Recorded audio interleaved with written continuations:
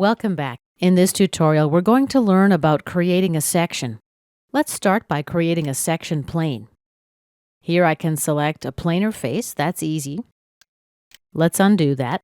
Or I can select 2 points. Let's expand the section panel now and select Live Section. Select the plane. To flip the direction, you can click this arrow here. If we need to, we can add a jog to the section plane. Expand the section panel and select Add Jog. Now select a point where you're going to place the job. Here's a number of grips we can use to adjust the jog. Let's undo that and undo again.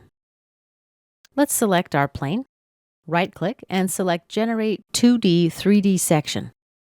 If the section plane is not selected, you can use this button here to select it now. Here are additional options for a 2D or 3D section.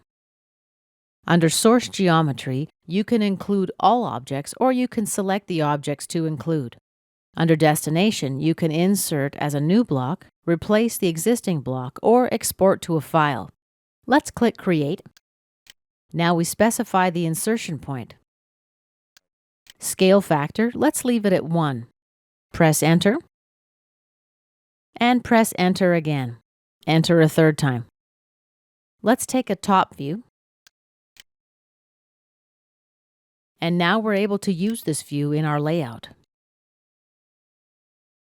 This concludes our tutorial about creating a section.